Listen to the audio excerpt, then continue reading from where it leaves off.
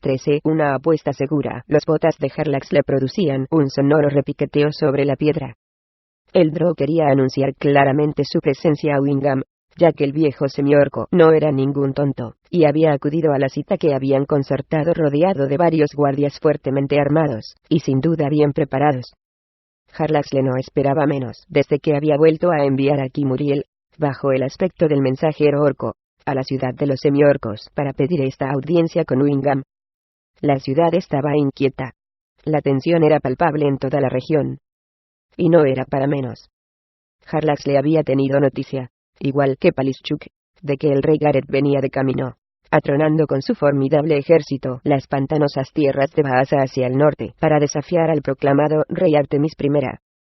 La noticia había sorprendido a Jarlaxle, y las sorpresas no le gustaban demasiado.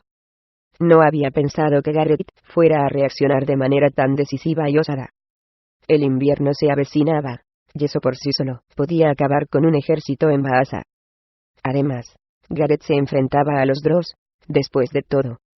Gareth no tenía la menor idea de lo que le había preparado Jarlaxle. Eso era impensable, y sin embargo, se había puesto en marcha de inmediato, y con armas y bagaje.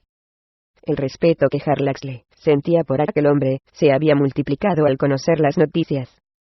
Pocas veces se había topado con humanos que mostrasen semejante confianza y determinación. Se aseguró de que sus botas hicieran mucho ruido incluso sobre la hierba resbaladiza y empapada por la lluvia que cubría la ladera de la colina. No quería luchar con Wingham ni sobresaltar a ninguno de los nerviosos centinelas que rodeaban al semiorco. Wingham esperaba de pie cerca de una pequeña hoguera en el centro de la cima plana de la colina acompañado de otro semiorco más fornido, al que Jarlax le reconoció como Olgerkan. Oyeron la ruidosa llegada de Jarlaxle, y se volvieron para saludarlo. Al acercarse a ellos, Jarlaxle notó la ansiedad en su expresión, una mezcla de miedo y de furia, reflejado todo ello en la forma en que ambos, sobre todo Olgerkan, miraban constantemente en derredor. Olgerkan tenía los fuertes brazos cruzados sobre el pecho, como señal inequívoca de la resistencia que podía ofrecer. En ese momento, Jarlax le reparó en las diferencias en los hábitos raciales. En Menzoberranzan, cuando un varón Drow cruzaba los brazos sobre el pecho era una muestra de obediencia y respeto. En cambio aquí, lo mismo que en el caso de las matronas Drows, era una señal de abierto desafío, o, cuando menos, de estar a la defensiva. Maese Wingham, saludo cordialidad. Me honra que hayas respondido a mi llamada. Sabías que acudiría, replicó Wingham en tono no tan diplomático como de costumbre, como no iba a hacerlo con los vientos de guerra que sacuden a mi amada Palischuk. ¿De guerra? Ya sabes que el rey Gareth se ha puesto en marcha para celebrar la coronación del rey Artemis I sin duda. La expresión de Wingham se tiñó de una acritud que las sombras danzantes de la pequeña hoguera contribuyeron a acentuar. Bueno, no tardaremos en averiguar cuáles son sus intenciones, declaró Jarlaxle. Esperemos que el rey Gareth haga gala de la prudencia que se le atribuye. ¿Por qué has hecho esto? Sirvo al rey. Desafías al legítimo rey, intervino Olgerkan. Bajo la ancha ala de su ostentoso sombrero, Jarlax le entrecerró los ojos rojos y brillantes y esbozó una sonrisa forzada al tiempo que miraba fijamente a Olgerkan con un gesto que, sin duda le trajo al corpulento guerrero el recuerdo de la reciente aventura en que había participado junto al Drow. Olgerkan descruzó los brazos, y los deslizó hacia los lados del cuerpo, e incluso retrocedió un poco, desapareciendo de él todo rastro de agresividad. Sin duda, una mirada le había bastado a Jarlaxle para recordarle a Cantan. Las tierras de la piedra de sangre os fueron abiertas tanto a ti como a Artemis Entreri, dijo Wingham, obligando al Drow a volver a mirar hacia él. Si os presentaban grandes oportunidades, contabais con el respeto y las alabanzas y el aprecio de todo el pueblo. Tú y Entreri podríais haber conseguido mucho de lo que deseabais sin esta confrontación. ¿Acaso el rey Gareth os hubiera negado el castillo? No creo que hubiera aprobado la magia que ofrece, replicó el Drow con tono seco. Incluso, sin ella, un caballero de la orden puede reclamar una baronía todavía no proclamada ni sometida. Negociando con Gareth, podríais haber conseguido el castillo, y habríais contado con Palischuk como aliada, una relación de amistad que todos deseábamos mantener. Lo más probable es que el rey Gareth hubiera visto con buenos ojos que guerreros tan meritorios lo ayudasen a dominar las regiones salvajes del norte. ¿Y por qué deberíamos ayudar a Gareth a ampliar sus dominios? ¿Tan dispuesto estás a arrodillarte, Wingham? Ambos semiorcos se pusieron tensos al oír el insulto, pero Wingham no se arredró. ¿Arrodillarme? Si el rey Gareth le ordena a Wingham que se arrodille, sin duda sus rodillas tocarán el suelo. Se trata de una muestra voluntaria de respeto. Jarlax le lanzó una carcajada. Se trata de la obediencia nacida de la resignación. Olgerkan farfulló algo ininteligible y negó con la cabeza, y a Jarlaxle no lo sorprendió en absoluto haber conseguido confundirlo. Wingham, en cambio, seguía mirándolo fijamente, demostrando a las claras que no se tragaba aquel razonamiento. Vaya, es una triste situación, ¿verdad?, preguntó Jarlaxle. Así son las cosas. Así ha sido desde hace milenios, y así seguirá siendo hasta el fin de los tiempos. ¿Y me acusas a mí de resignación? Jarlaxle volvió a reírse. Aceptó esas perogrulladas de la ambición, explicó. Me entusiasma lo que tú llamas resignación. Bajó la vista, y se abrió un poco el delgado pihuafui para dejar ver sus negros pantalones de cuero. Yo no me ensucio la ropa fina. No lo hago por ningún hombre ni por ningún rey. El rey Gareth se encargará de mancharlas, con su propia sangre, prometió Olgerkan. Jarlaxle se encogió de hombros, como si eso no tuviera importancia. Nos has convocado aquí, dijo Wingham, fue para algo más que para bromear. Cuando pasasteis por Palischuk, no nos pedisteis nada, y nos complació ofreceroslo de todos modos. Pero ahora, el rey Gareth marcha hacia aquí, replicó Jarlaxle. La situación es otra, es cierto. Palischuk se encuentra cogida entre dos olas a punto de romper. Permanecer en medio significa ser arrasado por ambas. Ha llegado la hora de nadar, Wingham. Olgerkan se quedó con la colmilluda boca muy abierta, y una expresión tan perpleja en la poco atractiva cara que Jarlaxle a punto estuvo de romper a reír. Wingham, en cambio, asintió al entender con toda claridad la imagen y las implicaciones que conllevaba. ¿Pretendes que hagamos la guerra al rey Gareth, que nos salvó del rey brujo, y ha sido siempre un gran amigo nuestro?, preguntó el sagaz semiorco. Jarlaxle esbozó una sonrisa cómplice mientras sopesaba la determinación que destilaban las palabras de Wingham, una resolución que sabía muy bien que no conseguiría debilitar, por grande que fuera, la amenaza de los ejércitos Drows de Kimuriel. De hecho, era una determinación con la que había contado desde el momento mismo en que se enteró de la atrevida iniciativa de Gareth contra el nuevo rey de Baasa. Palischuk no traicionará al rey Gareth, afirmó Wingham abiertamente, y el Drow supo que lo que decía era verdad. No nos olvidamos de los tiempos de Senji, prosiguió Wingham, y Jarlaxle encontró divertida su necesidad de justificar su postura. Recordamos perfectamente lo tenebroso del rey brujo, y la luz llamada Gareth que lo arriesgó todo, que arriesgó su vida, la de sus amigos, y la de todo Dámara para asegurarse de que no estuviéramos solos y expuestos a un enemigo al que no podíamos derrotar. Es una bonita historia, reconoció el Drow. No traicionaremos al rey Gareth, reiteró Wingham con renovada determinación. Nunca dije que tuvierais que hacerlo, respondió Jarlaxle, y la mirada de acero de Wingham dejó paso a otra de confusión. El ejército de la piedra de sangre se ha puesto en marcha, con sus relucientes armas y brillantes armaduras. Un espectáculo de lo más impresionante, sin duda. Vienen armados y blindados, y con profusión de magos y sacerdotes. Y por el otro lado, os enfrentáis a lo desconocido, además de la reputación de los Drows, y de lo que tan penosamente aprendisteis sobre los poderes del castillo de Senji. No voy a elegir por ti, amigo mío. Solo pretendía explicarte que las olas se acercan, y que debes enfrentarte nadando a una u otra para no ser destruido. Los tiempos de ser neutral ya han quedado atrás. No estaba en mis planes llegar a esto, al menos no tan pronto. Pero así están las cosas, y sería un mal amigo si no te ayudara a entenderlo. Un amigo, rugió Olgerkan, un amigo que trae la guerra a las puertas de Palischuk. No es mi ejército el que viene hacia aquí, señaló Jarlaxle, y al referirse a un ejército, notó que Wingham arqueaba un poco las cejas. Pero vienes con amenazas, repuso Olgerkan. No, nada de eso, replicó Jarlaxle con rapidez. El rey Artemis es hombre de paz. Los vientos de guerra vienen del sur, no del norte. Desvió la mirada del tosco Olger Khan, y al ver la expresión de dura de Wingham añadió: da la sensación de que el rey Gareth no es un hombre dispuesto a compartir con ladrones. Se atrevió a replicar Wingham: ¿cómo llamas al que se apodera de lo que no es suyo?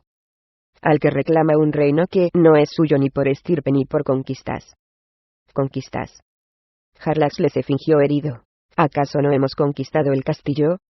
Después de todo, fue el rey Artemis quien mató al Dracolich. El amigo que tienes a tu lado puede dar fe de ello, aunque yacía indefenso en el suelo cuando Artemis le dio el golpe definitivo. Olger Khan se erizó como si la verdad lo hubiera sobresaltado, pero no respondió nada. Reclamad el castillo, pues, y negociad con el rey Gareth una baronía, sugirió Wingham. Evitad la guerra, por el bien de todos. Un contrato que dejaría sentada nuestra fidelidad a Gareth, sin duda, repuso el Drow secamente. Y no fue eso exactamente lo que prometisteis cuando aceptasteis los honores que os rindieron en la corte del rey Gareth. Nos encontrábamos bajo presión. La expresión de Wingham se endureció. No tenéis ningún derecho. Harlaxle se encogió otra vez de hombros restándole importancia. Es posible que se demuestre que tienes razón. O tal vez no. En última instancia, el derecho es del más fuerte, ¿no es así? Quiero decir cuando todo se acaba. El que acaba vivo, queda vivo para escribir la historia bajo una luz favorable para sí y para su causa. Un hombre de mundo como tú, debe conocer la historia del mundo, maese Wingham. Sin duda reconocerás que los ejércitos que portan estandartes son casi siempre ejércitos de ladrones. Hasta que ganan. Wingham ni siquiera se inmutó, y Harlaxle lo conocía lo suficiente, sabía lo suficiente sobre la gente en general como para entender que se aferraba al ideal bastante penoso desde su punto de vista, de una justicia superior, de ese tópico universal de lo que está bien y lo que está mal. Después de todo, no podía haber quebranto mayor que el de cualquier hombre que debe enfrentarse a la verdad de que su rey, su Dios viviente, tiene defectos. Enfréntate al futuro, apreciado Wingham, le aconsejó Harlaxle. Todavía no conoces el resultado, pero sí sabes lo que pasará después de la batalla. Los vencedores reinarán sobre la tierra de Vaasa. Una ola superará a la otra, y aplastará toda el agua bajo su peso. Esa es la verdad a la que debe hacer frente Palischuk, independientemente de lo que sintamos. Y teniendo eso en cuenta, te aconsejaría que te guardaras tu opinión acerca de quién gobernará por derecho, y lo que es más importante, en la práctica, sobre Vaasa. Wingham pareció vacilar un instante, pero después enderezó los hombros, y afirmó la mandíbula, y su cara redonda y plana adquirió una expresión de admirable determinación. Palischuk no luchará contra el rey Gareth, declaró. Os mantendréis neutrales, entonces. Preguntó el Drow, y su expresión se volvió torva. Me temo que la suerte nunca favorece al cobarde, pero tal vez el rey Artemis se muestre magnánimo. No, lo interrumpió Wingham. En una cosa tienes razón, Harlaxle. Palischuk no debe permitir que los acontecimientos la aplasten bajo su peso. No, sin combatir. Hemos sobrevivido gracias a la espada a lo largo de toda nuestra historia, y volveremos a hacerlo. Mátame ahora si quieres. Mátanos a todos, si tienes tanta sed de sangre, pero debes saber que si el cuerno del rey Gareth nos llama para unirnos a él, los guerreros de Palischuk acudirán a esa llamada. La inesperada sonrisa de Harlaxle cogió desprevenido al semiorco, y el Drow le hizo una sincera y respetuosa reverencia. Jamás dije que no debieras hacerlo, dijo Harlaxle, y a continuación se volvió, y se internó en la oscuridad de la noche. Sabía que el semiorco interpretara mal su actitud, que pensaría que su confiada actitud respecto de la alianza que pudiera elegir Palischuk podía ser tomada como una actitud de suprema confianza. A Harlaxle le encantaba la ironía. El rey Gareth ha llegado a Palischuk, le comunicó Kimuriel a Harlaxle la tarde siguiente en el amplio y aireado vestíbulo de la torre del homenaje del castillo de Aerte. Había sido convertido en salón del trono, aunque Artemis Entreri, el hombre al que Harlaxle había denominado rey, casi nunca estaba allí. Siempre estaba fuera, recorriendo las murallas, en algún rincón ignorado con un muro de piedra que lo protegiese del cada vez más frío viento del norte. Jarlax le entendía que su amigo humano tratase de mantenerse lo más apartado posible de Kimuriel y los demás elfos oscuros que habían llegado por el portal mágico que habían creado el sionicista y los magos de Begandaerte. La ausencia del rey, sin embargo, no impedía a Jarlax le jugar al juego de la corte. Begandaerte había traído muebles que ahora adornaban las habitaciones de la torre. Jarlax se sentaba en el trono de Entreri, un trasto de colores púrpura, y a su lecho del pie de una seta gigante cuyo sombrero hacía las veces de respaldo en forma de abanico. También se habían distribuido otros sillones menores, incluido el que estaba directamente delante del trono, y que ahora ocupaba Kimuriel. Alrededor de ellos, los elfos oscuros colgaban tapices en las paredes, tanto para impedir la entrada de la hiriente luz del día como para atenuar un poco el frío de la mordaz brisa. No obstante, esos tapices no mostraban escena alguna a quienes los miraban. Eran simples telas negras dobladas por la mitad. La expresión de Kimuriel y las de los demás elfos oscuros no dejaban de recordarle a Jarlaxle que le estaba exigiendo demasiado a su antigua banda al hacerla venir a este entorno tan inhóspito. La luz del día y el gélido invierno no eran precisamente lo que los Dross consideraban un lugar de recreo. Ha hecho el recorrido con rapidez teniendo en cuenta las proporciones de su ejército, respondió Jarlaxle. Parece que nuestro pequeño anuncio le ha causado impresión. ¿Pusiste un rote herido a la vista de una bestia hambrienta?, señaló Kimuriel repitiendo un viejo dicho de Menzoberranzan. Este humano, Gareth, actúa con la seguridad de una madre matrona. Algo insólito para su raza. Es un rey paladín, explicó Jarlaxle. No es menos fanático de su dios de lo que mi madre, cuya alma atormente yo eternamente, era de la reina araña. Más de lo que podría esperarse de la caída casa oblondra, por supuesto. Gracias, dijo Kimuriel con una inclinación de cabeza. Jarlax le rió de buena gana. O sea que tú ya habías previsto esta jugada de Gareth, razonó Kimuriel con cierta crispación en la voz. Y sin embargo, me dejaste dilapidar grandes recursos para abrir las muchas puertas hacia este lugar abismal. El precio de la tela lo pagarás con tu fortuna, Jarlaxle. Además de eso, solo tengo una fuerza mínima, operando en Menzoberranzan en el punto culminante de la estación comercial, y casi todos mis magos están ocupados en el transporte de mercancías, guerreros y provisiones para tu expedición. No sabía que se pondría en marcha, eso no, reconoció Jarlaxle. Había tomado en cuenta esa posibilidad, aunque la prontitud de la respuesta de Gareth me ha sorprendido, debo admitirlo. No esperaba que este encuentro decisivo tuviera lugar antes de la primavera, y eso, si se producía. Kimuriel se acarició el liso y afilado mentón, y miró hacia otro lado. Después de un momento de cavilación, el sionicista hizo una deferente inclinación de cabeza a su antiguo jefe. Había muchas posibilidades de ganar, y nada que perder, añadió Jarlaxle. Kimuriel no lo discutió.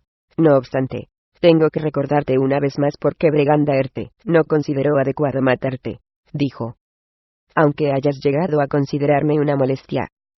Kimuriel sonrió, una de las pocas expresiones que Jarlaxle había visto jamás en la cara sin alma de aquel Drow. Esto no contará más que como un inconveniente menor del que tal vez todavía pueda sacarse algún provecho. Parece ser que cada vez que Jarlaxle tiene una idea, Begandaerte acaba expandiéndose. Si los dados tienen 6 caras, por algo será, amigo mío. No hay emoción en la seguridad. Pero la ganancia depende de más de uno entre 6, dijo Kimuriel. El Jarlaxle que conocí en Menzoberranzan no apostaba a menos que una de cada 4 jugadas aportara un beneficio. ¿Piensas que han cambiado tanto mis costumbres y mis posibilidades? Estaba la cuestión de Kalimport. Jarlaxle lo reconoció con una inclinación de cabeza. Claro que quedaste cogido en el camino de un poderoso artefacto, dijo Kimuriel. No se te puede culpar de ello. Eres sumamente generoso. Y, como siempre, Jarlaxle salió ganadora al final. Es una buena costumbre. Y escogió sabiamente, añadió Kimuriel. Tienes un alto concepto de ti mismo. Casi nada de lo que digo o pienso es opinión. Bastante cierto, concedió Jarlaxle para sus adentros. Lo cual era precisamente la razón por la cual se había asegurado de que Raigui, aquel mago temperamental e impredecible, estuviese muerto, y de que Kimuriel siguiera, vivo y a cargo de Begandaerte durante su propio descanso sabático. Y debo admitir que tu reciente plan me ha intrigado, dijo Kimuriel. Aunque todavía no sé por qué, te empeñas en seguir visitando siquiera este páramo olvidado de Yod. Se envolvió con los brazos mientras hablaba y dirigía una mirada desolada hacia un lado, hacia un tapiz que se separaba de la pared bajo la fuerza del viento aullador que se filtraba por las junturas de las piedras. Era una buena oportunidad, respondió Harlaxle. Siempre lo es cuando realmente no hay nada que perder. Harlaxle percibió la vacilación en su voz, algo así como si Kimuriel presintiese una confrontación o una sorpresa desagradable. Por supuesto, el sionicista temía que Harlaxle desafiara su autoridad y ordenara que Begandaerte entrase en batalla contra el rey Gareth. Hay formas de sortear la iniciativa evidentemente osada de Gareth, dijo para tranquilizar a su antiguo, y probablemente futuro, lugarteniente. También hay formas de abrirse camino a través de ella, replicó Kimuriel. Por supuesto. De lo que se trata en esta apuesta es de no poner mucho sobre la mesa. No estoy dispuesto a perder aquí a un solo soldado Drow, y aunque realmente creo que nuestra carne de cañón nos prestará un buen servicio, metiéndose en las mismísimas fauces del diestro ejército de Gareth, incluso en esto debemos ser escrupulosos. Yo no soy la matrona Baenre, obsesionada con la conquista de Mithril. No busco un combate aquí. Nada más lejos de mi intención. Gareth no te concederá nada parlamentando, dijo Kimuriel. Dices que él está actuando osadamente, pero también fue osada la jugada de Harlaxle cuando le envió noticia del rey Artemis. No va a parlamentar, porque no tenemos nada que ofrecerle, aceptó Harlaxle. Eso es algo a lo que pondremos remedio a su debido tiempo. ¿Y qué vas a decirle en este momento? Ni siquiera adiós, respondió Harlaxle con una sonrisa. Kimuriel asintió satisfecho. Volvió a echar otra mirada al movedizo tapiz, y apretó un poco más los brazos en torno al cuerpo, pero Harlaxle lo conocía lo suficiente para saber que estaba en paz. Algunas millas al sur del castillo, en un campo a las afueras de Palischuk, otro guerrero distaba mucho de encontrar la paz. Olwen, el amigo del bosque, se paseaba por el campamento, dirigiendo palabras de aliento a los hombres y mujeres del ejército de la piedra de sangre. Su capa verde bosque flameaba a su espalda mientras él se desplazaba a buen paso de una hoguera a otra.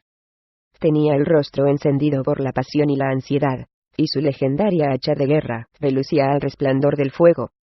Durante muchos años, su arma favorita había sido el arco, pero al ir perdiendo agilidad con la edad, se fue dando cuenta de que correr de un lado a otro por los extremos del campo de batalla ya no le iba bien. No tardó mucho tiempo en descubrir la emoción del combate cuerpo a cuerpo, y en perfeccionar la técnica. Mañana rodearemos las murallas, le prometió a un grupo de jóvenes soldados que lo miraban admirados. En cuestión de días, atravesaremos las galenas de vuelta a casa. Las respuestas ansiosas y agradecidas de los hombres siguieron a Olwen cuando se trasladó al siguiente grupo, arrastrando a una segunda figura mucho más delgada y ágil tras él. Por lo general, Riordan Parnell actuaba como apoyo moral en noches como esta. A menudo, en la calma que precedía a la batalla, el bardo entretenía a los hombres con relatos enardecedores de hazañas heroicas y de tinieblas vencidas. Esta noche, sin embargo, la actuación que tenía pensada se había visto desplazada por la abrumadora presencia de su buen amigo explorador. Alcanzó a Olwen antes de que el explorador llegase al siguiente grupo, e incluso se atrevió a tirarle de la manga para frenarlo un poco. La respuesta fue una mirada de advertencia cuando Olwen fijó los brillantes ojos en la mano de Riordan que los sujetaba, y los fue subiendo lentamente hasta encontrarse con los del bardo. Todavía tenemos mucho que averiguar, le dijo Riordan separándose suavemente. No tengo tiempo ni ganas de leer la historia del rey Artemis. Todo es demasiado vago.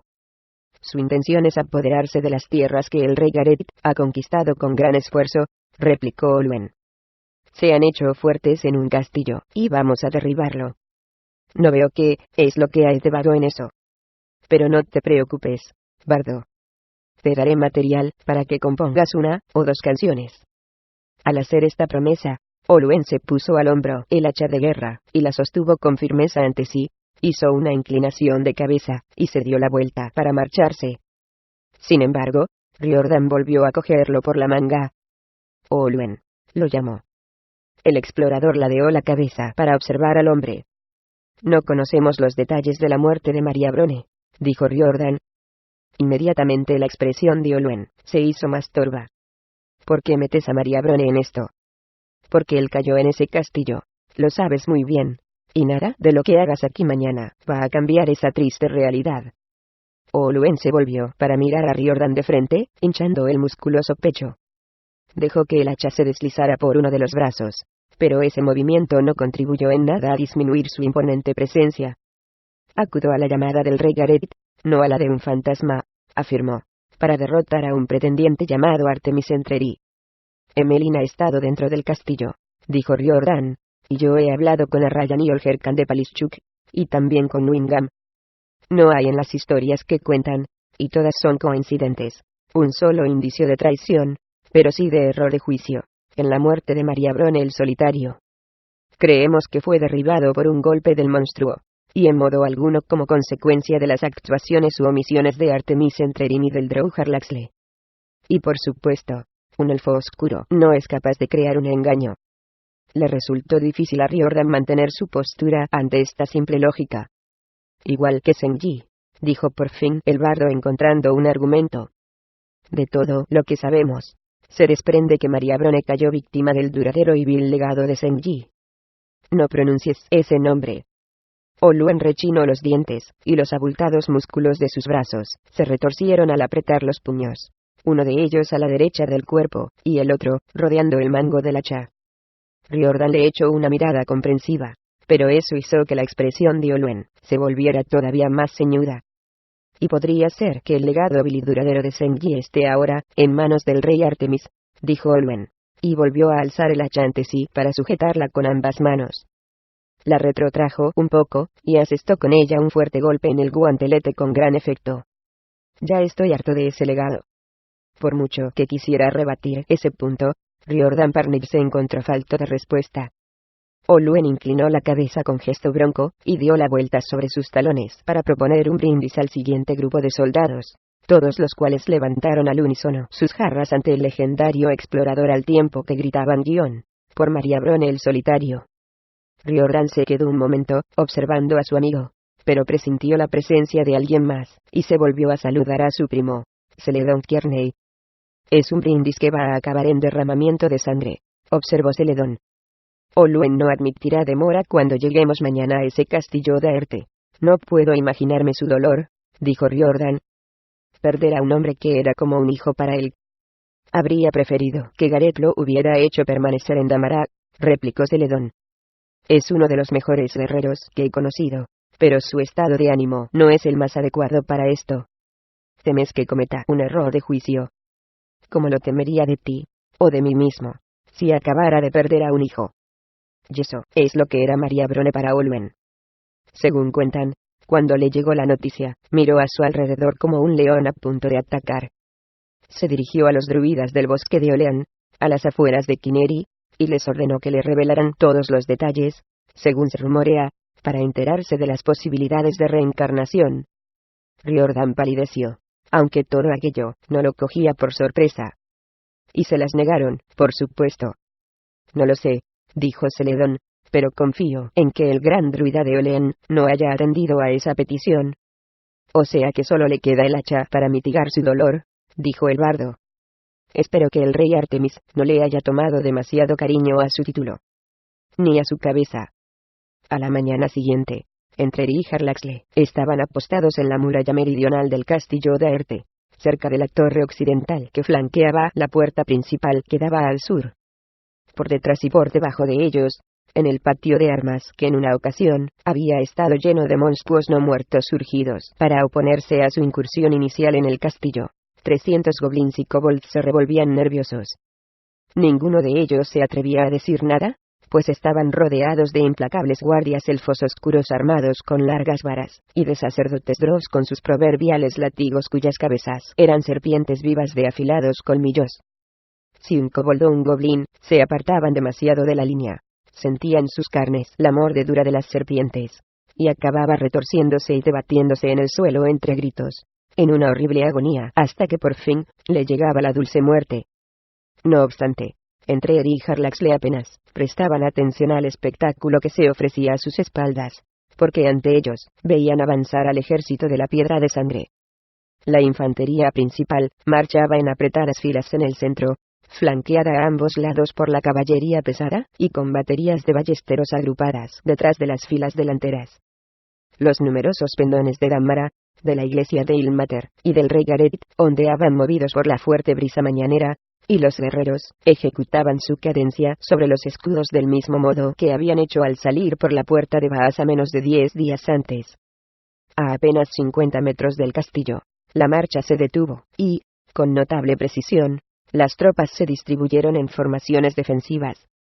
Los escudos se volvieron con movimiento brusco, y las primeras filas se desplegaron a derecha e izquierda formando delgadas líneas que después se transformaron en cuadrados defensivos. Los magos se movían en una danza ligera, como si fueran bufones en un desfile de la corte, haciendo movimientos ondulantes con los brazos, y creando todo tipo de defensas y protecciones para desviar y desactivar cualquier magia enemiga. En el interior del cuadrado de la infantería, los arqueros formaban sus filas, con los arcos armados con sus respectivas flechas. Como centro de la línea totalmente separada, los compañeros apostados en la muralla tenían una vista clara del propio rey, vestido con su reluciente armadura de plata y flanqueado por sus poderosos amigos. ¿Crees que habrán venido a celebrar un banquete en mi honor?, preguntó Entreri. Yo diría que sí. Ya ves, Fray Dugald luce sus mejores galas, y el rey, por supuesto, reluce como si el propio sol se hubiera posado sobre él. Y sin embargo, aquel otro, señaló Entreri, haciendo un gesto con la cabeza para referirse al hombre que estaba a la derecha de Gareth, va tan mal vestido que solo parece preparado para los senderos por los que circula el ganado.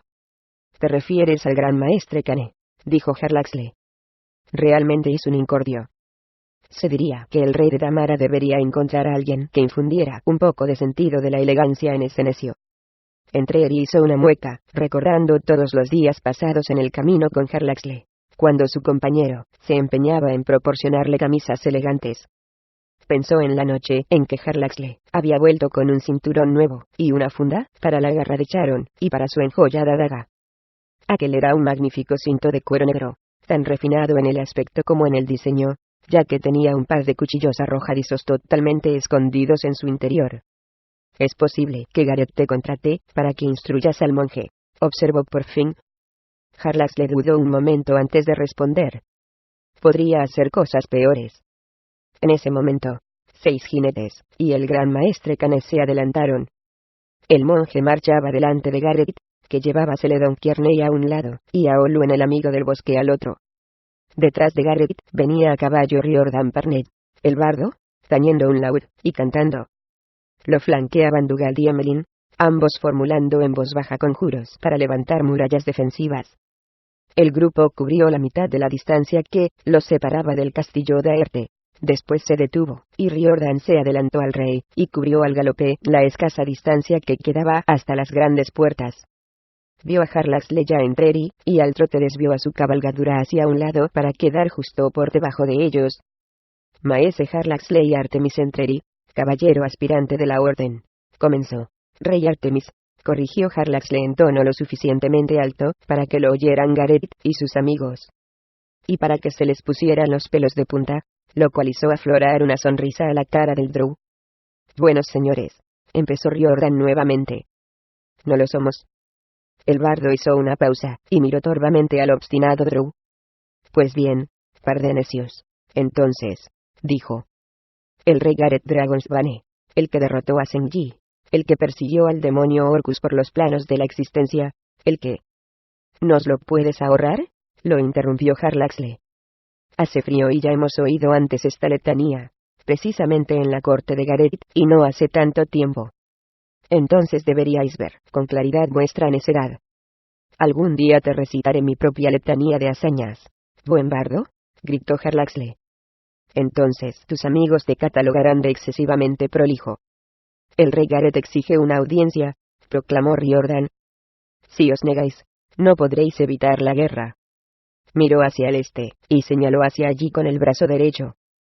Siguiendo su gesto, los amigos vieron a una fuerza de caballería ligera que flanqueaba el castillo de Aerte, y otra de infantería ligera que tomaba posiciones defensivas detrás de aquella.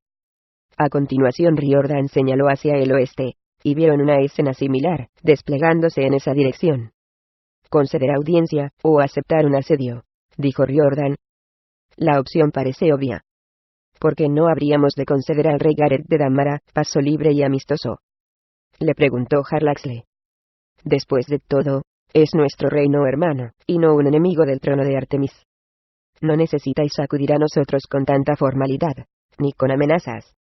Al rey Gareth siempre se le permitirá pasar libremente, y será bienvenido a nuestras tierras, aunque si pretende hacerlo acompañado de semejante contingente, que pisoteará nuestra flora y nuestra fauna, me temo que deberemos cobrarle un derecho de paso».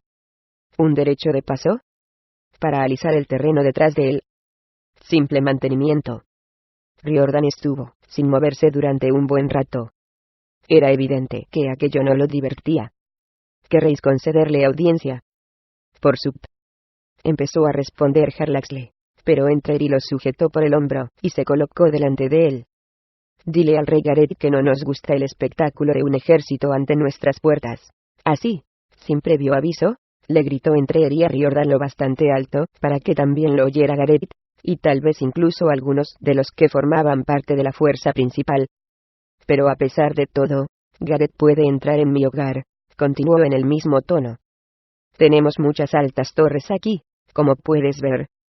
Por favor, dile a Gareth de mi parte que veré con buenos ojos que se arroje de cabeza de cualquiera de ellas». Riordan permaneció callado un momento, como asimilando esas palabras. Incluso echó una mirada a una de las torres. «Estáis sitiados», declaró. «Sabed que la guerra ha llegado a vuestras puertas». Con mano experta, hizo volver grupas a su corcel, y regresó al galope hasta su grupo, que ya se dirigía hacia la fuerza principal. «No puede decirse que esa haya sido una de las cosas más prudentes que has hecho en tu vida», le señaló Harlaxle a su amigo. «¿No era eso lo que querías?», replicó Entreri. «¿No querías entrar en guerra con el rey Gareth?». «No exactamente». En la cara de Entreri surgió una mueca de extrañeza. «Entonces querías parlamentar y conseguir por nuestras hazañas un reino independiente para Harlaxle». «Para el rey Artemis», lo corrigió el elfo oscuro. «¿Piensas que Gareth permitiría a un drow gobernar un reino dentro de lo que actualmente considera su propio reino?», prosiguió Entreri, sin hacer caso de la corrección, pues estaba seguro de estar en lo cierto. «Eres más necio de lo que yo había pensado, y en la ocasión anterior tenías la excusa de la atracción de la piedra de cristal. ¿Qué excusa tienes en esta ocasión, aparte de tu abyecta estupidez?». Harlaxle se lo quedó mirando largamente, con sus delgados labios de drow curvados en una sonrisa. Se dio media vuelta y miró hacia abajo, al patio de armas. Entonces alzó la mano, y cerró el puño. De inmediato, los arreadores se pusieron en acción, restallando los látigos, y empujando a la carne de cañón a una marcha frenética. Una gran manivela se puso en movimiento con un chirrido. Una cadena protestó con un ruido de carraca, y el enorme rastrillo que bloqueaba la entrada principal del castillo de Aerte se levantó. «Se me revelaron dos caminos», le explicó Harlaxle a Entreri. «Uno me llevaría a actuar en la sombra, como he hecho siempre. A encontrar mi hueco aquí, en las tierras de la piedra de sangre cómodamente detrás del poder. Fuera cual fuese, tal vez a servir a la ciudadela de los asesinos, aunque en un sentido que nada tiene que ver con el que había vislumbrado Knejict. Puede que entonces convenciera a Kimuriel de que esta tierra bien merecía sus esfuerzos, y él y yo conduciríamos a Bregandaerte al liderazgo absoluto en el submundo de las tierras de la piedra de sangre, más o menos como lo que conseguimos allá en Kalimport por poco tiempo, y sin duda como lo que hemos creado en la oscuridad de Menzoberranzan durante casi 2 siglos», dijo con una risotada. «Tal vez habría valido el esfuerzo, aunque solo fuera por ver a Knejict rogar por su alma eterna».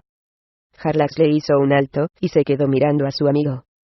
Por debajo de ellos, las puertas del castillo se abrieron lentamente, y 300 goblins y kobolds, las infortunadas fuerzas de choque que solo tenían muerte y dolor a sus espaldas y un ejército esperándolas por delante, salieron en una carga arrolladora. «¿Y el otro camino?», inquirió Entreri por fin con impaciencia. «El que hemos recorrido», explicó Harlaxle. «La autonomía». el reino de Daerte, presentado al rey Gareth y a los demás poderes de las tierras de la Piedra de Sangre, abiertamente, y con total legitimidad. Un reino hermano y aliado de Damara al norte, viviendo en armonía con Damara, y con Palischuk. ¿E iban a aceptar un reino de los Dross? Entrerini se molestó en disfrazar su incredulidad, lo cual arrancó a Harlaxle una sonrisa de satisfacción.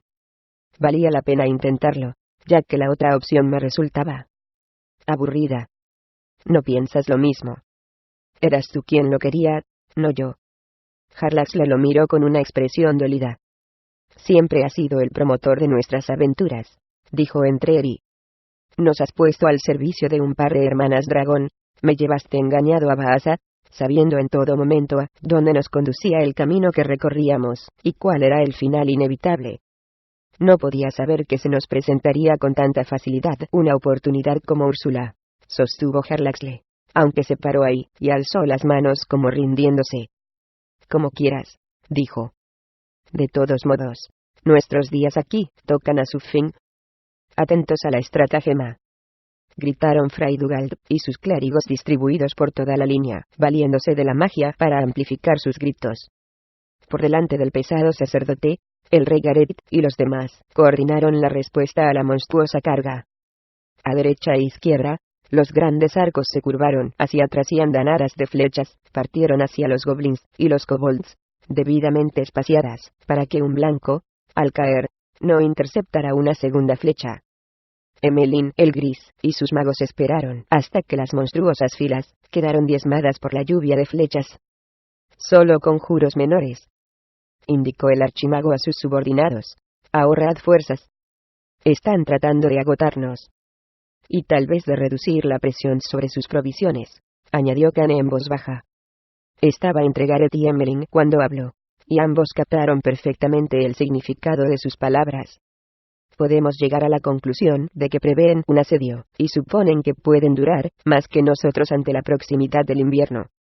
Ante ellos, aquellos de los monstruos que habían conseguido evitar las flechas arremetían velozmente, y fueron recibidos con una andanada de conjuros menores. Proyectiles de energía mágica, azules, verdes y rojos, salieron disparados y buscaron su propia trayectoria dando en el blanco sin vacilación. Cuando un par de osados goblins se acercaron demasiado, Emelin apartó con una señal a sus magos, y avanzó personalmente. Juntó los pulgares, y desplegó los dedos ante sí pronunciando una simple palabra de mando.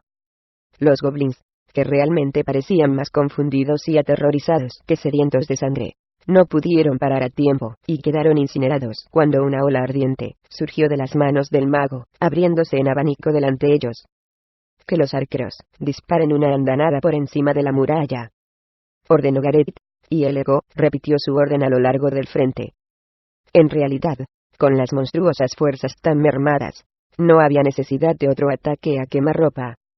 Gareth y Celedón hicieron avanzar a sus cabalgaduras, con Olwen y Riordan uno a cada lado, y, cosa sorprendente, el monje Kane se apresuró a colocarse delante de los caballos, y fue el primero en entrar en combate. Saltó y cayó con los pies hacia adelante al acercarse a una pareja formada por un goblin y un kobold, alcanzando al más pequeño, el kobold, que se parecía a un perro, con una patada seca en la cara, y al goblin, que medía alrededor de 1,60 m, con un golpe contundente en el pecho. Los dos salieron lanzados hacia atrás, como si un caballo les hubiera dado una cos. Kane cayó de espaldas, pero se movió con tal celeridad y fluidez que muchos observadores parpadearon y sacudieron la cabeza. Ya estaba de pie y en perfecto equilibrio cuando los últimos pliegues de sus sucias vestiduras estaban todavía por tocar el suelo. Para mayor seguridad, pisoteó el cuello del kobold derribado antes de saltar en diagonal, rematando el salto con una vuelta en redondo, junto a un goblin sorprendido. La criatura intentó imprimir a su masa un balanceo que Kane desvió rápidamente hacia arriba en su movimiento giratorio. Sin perder el impulso de este, el monje lanzó el brazo hacia atrás en el ángulo preciso, y le plantó el codo al goblin justo debajo del mentón, aplastándole la tráquea. Nos roba toda la diversión, se quejó Celedón a Gareth. Gareth se disponía a responder que había enemigos para codos, pero no se molestó en terminar la frase, ya que la infantería se lanzó a la carga y los magos de Emelin continuaron su devastación, con lo que el paladín se dio cuenta de que tendría que darse prisa, si quería manchar de sangre su brillante espada, cruzada la Santa Vengadora, en esta batalla inicial. Una rápida ojeada a su amigo le permitió ver que debía tomar una dirección diferente, si quería encontrar un blanco.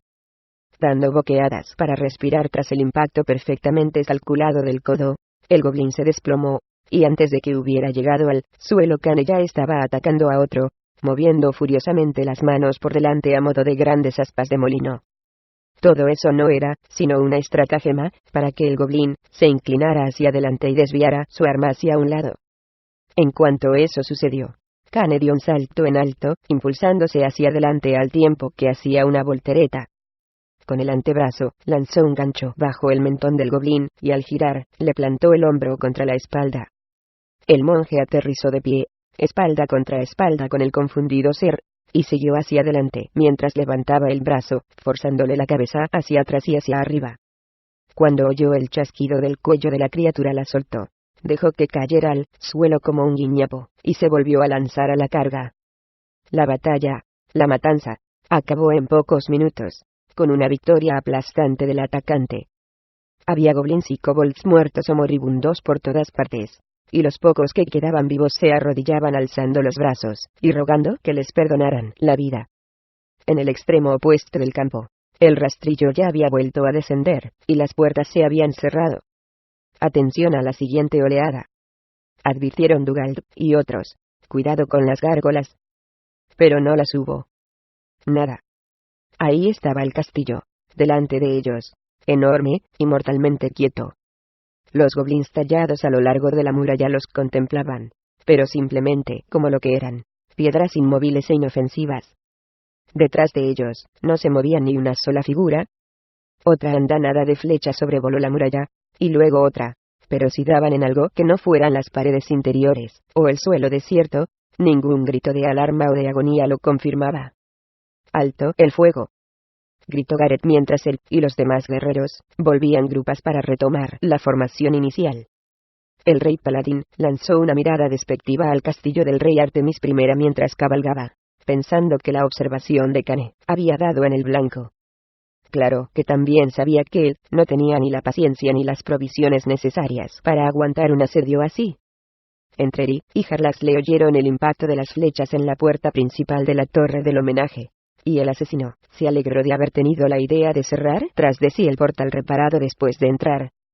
Dentro del salón principal de la planta baja, Kimuriel y algunos otros elfos oscuros los estaban esperando, y Entreri no pudo reprimir una expresión de disgusto a la vista de las odiadas criaturas. No esperarán mucho tiempo, le dijo Kimuriel a Jarlaxle en lengua drow. Ya Entreri le molestó entender todavía aquella lengua paradójicamente lírica. ¿Cómo era posible que criaturas tan viles hablaran con sonidos tan melodiosos? Gareth no dará muestras de paciencia cuando soplen los vientos invernales. En cuanto se convenzan de que nuestro asalto no fue una simple maniobra de distracción para un ataque mayor, lo previsible es que se lancen a la carga. Han arrastrado máquinas de guerra a lo largo de muchos kilómetros, y no dejarán mudas a las catapultas. Estamos bien preparados, por supuesto. Somos los últimos, replicó Kimuriel. La puerta sigue abierta en la cámara inferior. Es hora de elegir, Jarlaxle. ¿Elegir qué?, le preguntó Entreri a su compañero en la lengua común de la superficie. Eso no dejó en absoluto al margen a Kimuriel, bien versado en lenguas. Elegiré entre huir o activar los poderes plenos del castillo, dijo en la misma lengua con un acento perfecto. Sin solución de continuidad, volvió a la lengua drow al dirigirse a Jarlaxle. Despertarás a Úrsula. Jarlaxle se quedó pensando un momento. Otra andanada de flechas cayó al interior del castillo, y algunas golpearon contra las puertas de la torre del homenaje. Podríamos librar aquí una gran batalla, declaró Jarlaxle. Con Úrsula y las gárgolas, con los muertos vivientes que acudirán a mi llamada, podríamos asestar un gran golpe a nuestro enemigo. Y con toda la fuerza de Degandaerte, sin duda podríamos ganar la batalla. Sería un triunfo temporal, y el precio que pagaríamos no merecería la pena, dijo Kimuriel. No tenemos refuerzos, y sin embargo, hay todo un país de súbditos del rey Gareth que no se limitarán a mirar. y lo más probable es que Gareth tenga muchos tratados que hagan acudir a otras naciones contra nosotros cuando llegue el momento. Jarlax le miró a Entreri. ¿Y tú qué dices? Digo que he viajado con un idiota, replicó el asesino. Jarlax le se rió por toda respuesta. Muchos elfos oscuros muertos han dicho lo mismo, le advirtió Kimuriel, y Entreri le lanzó una mirada amenazadora. Pero la risa de Jarlax le acabó con toda la tensión. Fue un buen intento, declaró. Pero ahora que hemos visto la respuesta, es hora de despedirnos del rey Gareth y de sus tierras de la Piedra de Sangre. Indicó a Kimuriel y a los demás que abriesen la marcha hacia los túneles, y a continuación esperó a que Entreri llegase junto a él antes de seguirlos. Al pasar por el trono hecho de seta, Jarlax le dejó caer un pergamino enrollado atado con 2 cintas de oro sobre el asiento. Entreri se volvió como si tuviera intención de recogerlo, pero Jarlax le apoyó una mano en el hombro, y lo empujó hacia adelante. Avanzaron por los túneles hasta la estancia donde María Brone había muerto a manos de los demonios, y siguieron bajando por el retorcido camino. Del techo se desprendía polvo al arreciar el ataque en la superficie. Por fin llegaron a la cámara de Úrsula, donde las señales del combate trajeron vívidamente a la memoria de Entreri el encuentro que allí había tenido lugar. Y también le recordaron que, en su hora más tenebrosa, Jarlax le lo había abandonado. En el fondo de la enorme cámara, más allá de donde yacía el cadáver huesudo del Dracolit, con la cabeza y el cuello ennegrecidos por el fuego de la trampa letal de Entreri, se elevaba un portal ricamente adornado de color azul reluciente. Aunque podían verse las paredes de la cámara en torno a él, la parte interior era de una negrura absoluta. Uno tras otro, los elfos oscuros, soldados de Vegandaerte, lo atravesaron y desaparecieron. Muy pronto solo quedaron 3. Kimuriel saludó a Jarlaxle con una inclinación de cabeza, y pasó al otro lado. Tú primero, invitó Jarlaxle a Entreri. ¿A dónde? ¿A dónde va a ser? Ahí, no es eso lo que preguntó, dijo Entreri con voz ronca, sino a dónde conduce. ¿A ti qué te parece? Un lugar al que no quiero ir. Al pronunciar esas palabras, la verdad que encerraban, se le presentó con toda crudeza al asesino. Era hora de dejar a Gareth y las tierras de la Piedra de Sangre, había dicho Jarlaxle, y en eso Entreri estaba de acuerdo, pero marcharse con Kimuriel y los soldados de Vegandaerte no era precisamente lo que él tenía en mente. Pero la elección está hecha. No. Eso es la antípoda oscura. Claro. No voy a volver allí. Actúas como si hubiera otra posibilidad. No, se reafirmó Entreri, mirando el portal, como si fuera la entrada a los 9 infiernos. Sus recuerdos de Mensoberranzan, de su sojuzgamiento a 20.000 drows crueles, de su convencimiento de que allí no era más que Iblikit, carne de cañón, y de que hiciera lo que hiciera, matara a quien matase, nada podía modificar el reconocimiento de su valía. Volvieron a asaltar al hombre en ese momento terrible.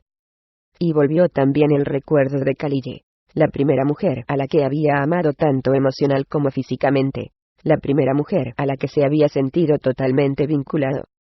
¿Cómo podía abandonarla así, sin más? Pero, tenía otra elección. Dio un paso hacia el portal, y se detuvo al ver cómo reverberaba, al ver que la magia decaía rápidamente. Durante ese momento de vacilación, lo asaltó una segunda oleada de recuerdos, de dolor, de arrepentimiento, de ira. El portal volvió a reverberar. No, dijo Entreri, y poniendo una mano en el hombro de Jarlaxle, alentó a su compañero. Vete enseguida. La magia se está desvaneciendo. No seas tonto, le advirtió el drow. Entreri suspiró y dio la impresión de que se resignaba ante lo evidente. Miró a Jarlaxle, y asintió, lo suficiente para hacer que el drow bajara la guardia.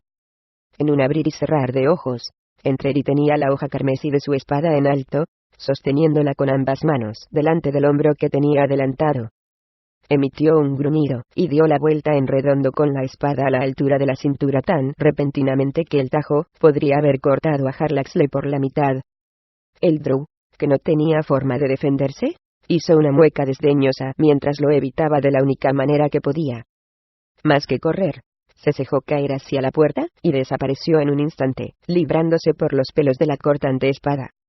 Entreri permaneció allí todavía durante algunos segundos, contemplando la reverberante abertura extraplanaria, Pero aunque su magia no se hubiera disipado aún, era impensable para Artemis Entreri volver a la antípoda oscura, a Mensoberranzan. Ni siquiera para salvar la vida.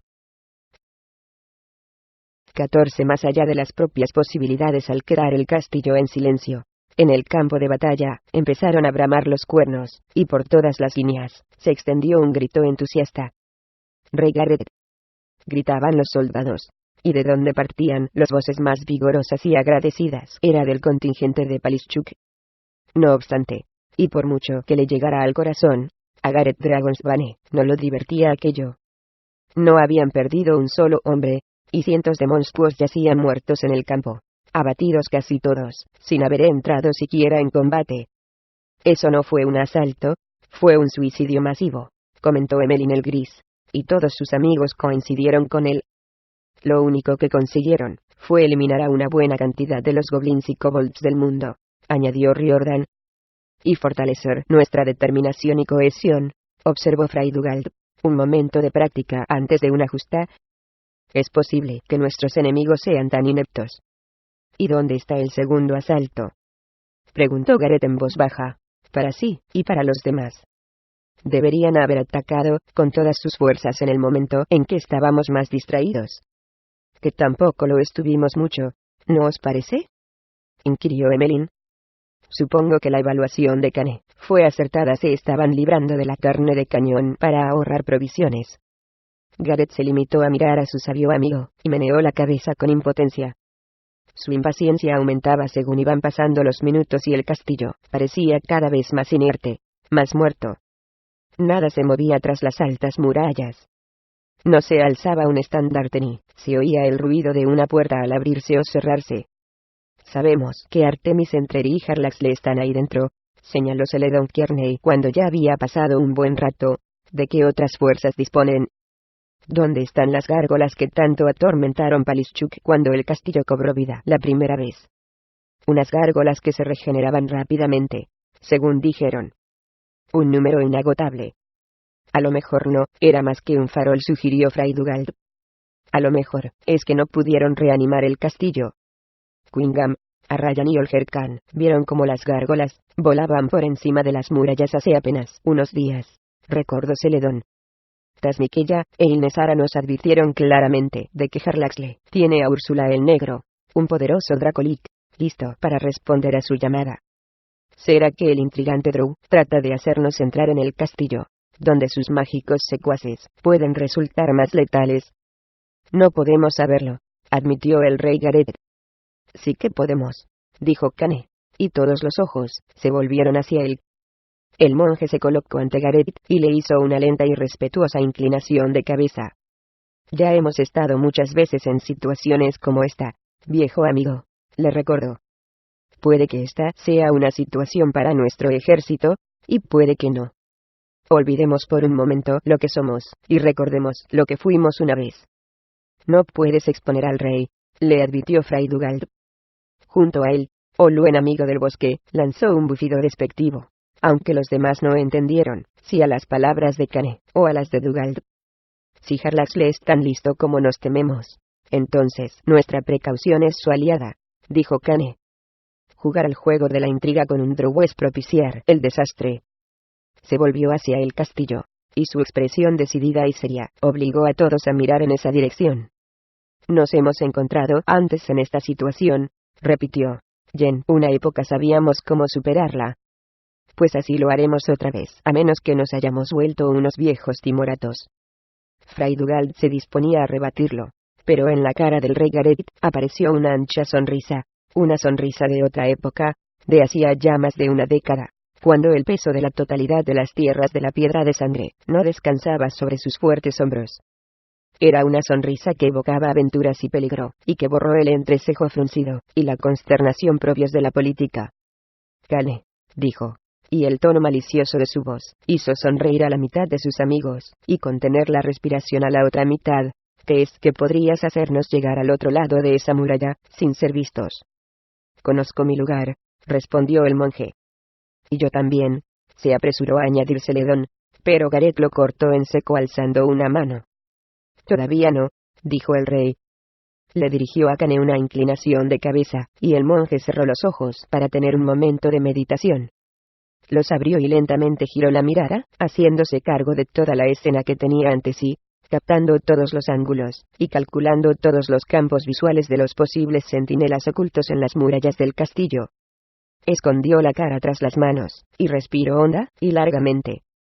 Cuando exhaló, dio la impresión de que se encogía, como si todo el cuerpo se le hubiera vuelto más pequeño y menos sustancial. Alzó una mano, dejando ver una pequeña joya que contenía en su interior un fuego mágico, un fuego que podía volverse luminoso a gusto de su portador. Era la antigua señal, una indicación clara de las intenciones y las instrucciones de Kane, y el monje se puso en marcha con un trote ligero. Los amigos lo observaban, pero cada vez que uno de ellos apartaba la mirada, aunque fuera un instante, no podía volver a encontrar a la esquiva figura. Más rápido de lo que cualquiera pudiera esperar, incluso esos 6 hombres que llevaban años aliados del gran maestre Kane, les hizo una señal con la joya iluminada desde la base de la muralla del castillo. Kane se movía como una araña, buscando con las manos puntos donde asirse, y balanceando las piernas de un lado a otro para impulsarse hacia arriba. A veces, las piernas se elevaban incluso por encima de sus hombros y sus pies aprovechaban hasta el menor apoyo de la pared.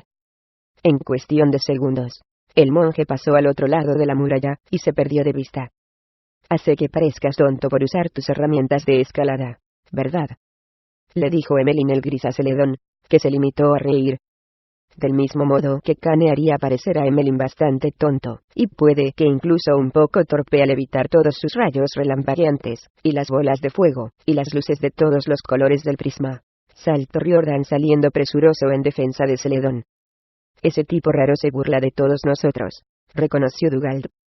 Pero es demasiado estirado para invitar a una copa de brandy, y está demasiado ensimismado para llevarse a una mujer a la cama. Cabe preguntarse si vale la pena tanta concentración. Eso hizo reír a todos los amigos, y también a cuantos se encontraban cerca. A todos menos a Olwen. El explorador tenía la vista fija en el punto en el que había desaparecido Kane. Ni siquiera pestañeaba, y sus manos apretaban el hacha de guerra mientras se mordisqueaba nerviosamente los labios. 2 destellos de la joya del monje, en lo alto de la muralla, les indicaron que el camino estaba despejado. Emmeline y Celedón, señaló Gareth, pues así era como hacían habitualmente las cosas. El mago trasladaba por medios mágicos al sigiloso Celedón para que se uniera a Kane. Un rápido examen, y levantas el rastrillo.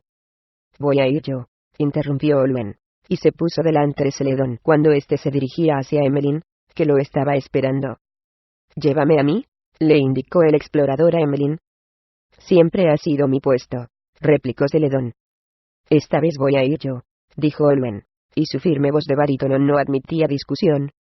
Miró más allá de Celedón, a Gareth. Concédeme esto, añadió. Me lo debes por todos los años que te he seguido, por todos los combates que hemos compartido. A parecer, su declaración no gustó a ninguno de sus amigos, y Fray Dugald en particular adoptó un gesto de amargura y negó con la cabeza. Sin embargo, Gareth no pudo desatender la petición de su viejo amigo. Olwen le estaba pidiendo que confiara en él. ¿Qué clase de amigo era, si no lo hacía? Lleva a Olwen, le dijo Gareth a Emmeline. Pero te lo repito, Olwen, tu función es comprobar rápidamente que la zona que rodea el patio de armas es segura, y a continuación levantar ese rastrillo, y abrir las puertas. Debemos reunirnos todos antes de enfrentarnos a Artemis Entreri, y a Harlaxle, y a los secuaces que puedan tener ocultos por el castillo. Olwen gruñó, y fue toda la confirmación que pudo obtener el rey. A continuación se dirigió hacia Emmeline, que, tras una mirada de preocupación a Gareth, empezó a formular su conjuro.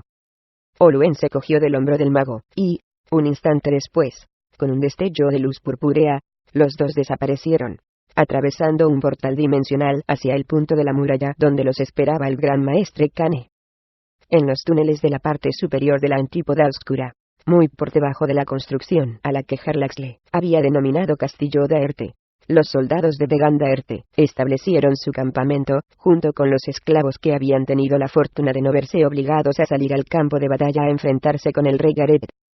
Un poco apartados del grupo principal, en un corto corredor que no tenía salida, Kimuriel y un par de magos ya habían dispuesto un cuenco de visión, y cuando Harlaxle llegó junto a ellos, estaban escudriñando diversas partes del castillo. Harlaxle sonrió, e hizo un gesto con la cabeza al ver la imagen de Entreri, moviéndose por las aguas oscuras del cuenco. El asesino había subido desde la guarida del Dracolit, volviendo a los túneles superiores, cerca de donde había luchado contra el mago Kantan. Trató de matarte, dijo Kimuriel. No podemos volver inmediatamente, pero si de algún modo consigue escapar esta vez, te prometo que Artemis Entreri caerá bajo la espada o la magia de un Drow. Harlaxle no hacía más que negar con la cabeza mientras Kimuriel hablaba. De haber querido matarme habría usado su pequeña y viciosa daga, y no la embarazosa espada. Fue una afirmación, tal vez de rechazo total, pero te aseguro, viejo amigo, que si Artemis Entreri realmente hubiera querido matarme delante del portal, a estas alturas, estaría muerto en el suelo. Kimuriel echó a su amigo una mirada escéptica, incluso decepcionada, pero no continuó discutiendo.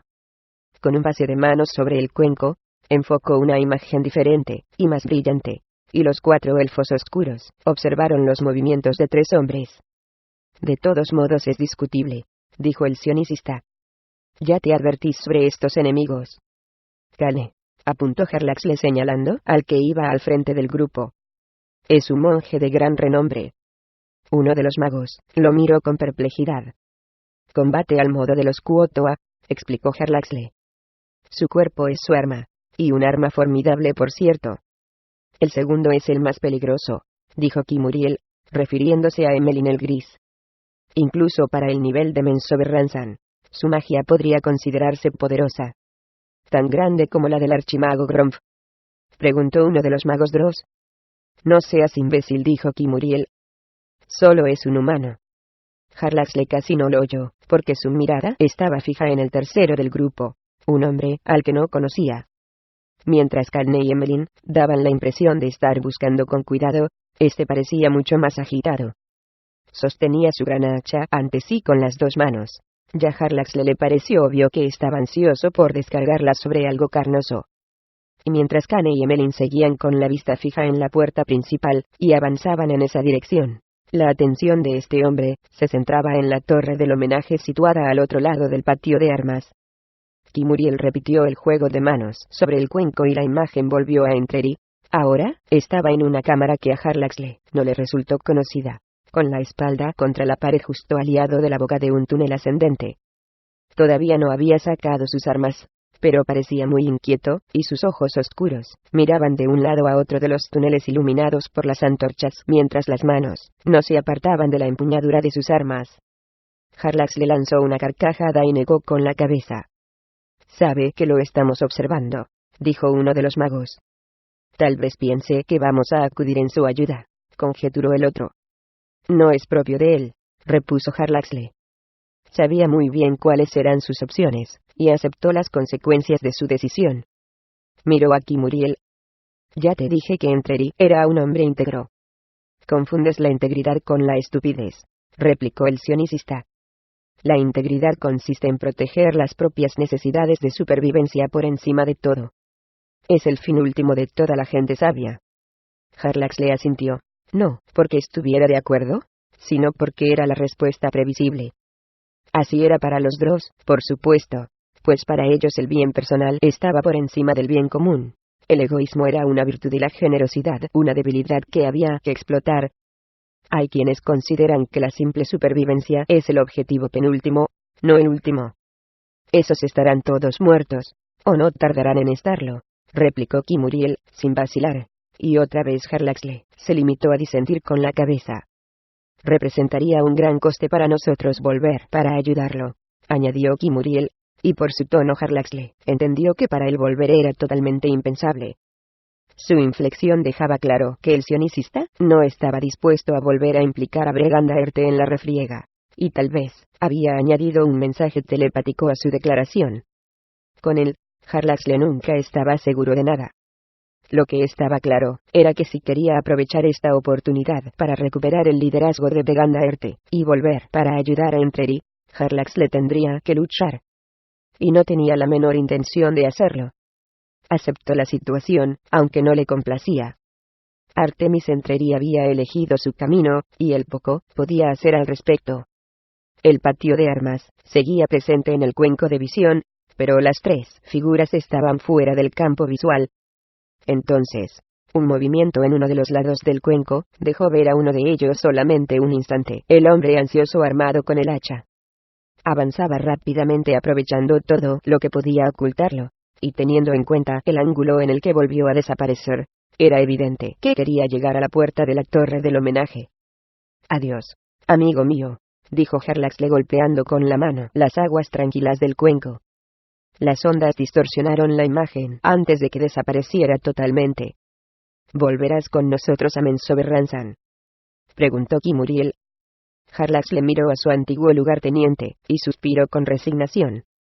No había nadie en las tierras de la Piedra de Sangre más capaz de distinguir movimientos y pautas de comportamiento que Olwen, amigo del bosque. ¿El explorador podía rastrear el vuelo de un ave sobre la piedra? O eso se decía. Y nadie que hubiera visto alguna vez en acción los poderes de deducción de Olwen se atrevía a ponerlo en duda. «Tienen una puerta», dijo Olwen a Calne y Emelin cuando bajaron de la muralla al patio principal del castillo. Las huellas del ejército de goblins y kobolds estaban perfectamente claras para los tres, ya que el terreno estaba apisonado por la carga repentina, confusa y, según aseguró Olwen a sus amigos, forzada. El explorador señaló con la cabeza hacia la torre del homenaje del lugar, un edificio cuadrado y sólido situado en el centro de la muralla, y que separaba las defensas superior e inferior. ¿O es que han encontrado túneles debajo de la torre donde se alojan los monstruos? ¿No hay rastros de entrada?, preguntó Emelin. Los goblins y los kobolds salieron por esa puerta, les aseguró Olwen, y señaló la torre del homenaje. Pero no hay señales de que hayan entrado. Y el paso de 300 de ellos se notaría. Hay muchos túneles por debajo, afirmó Emelin, que ya había hecho una exploración del lugar.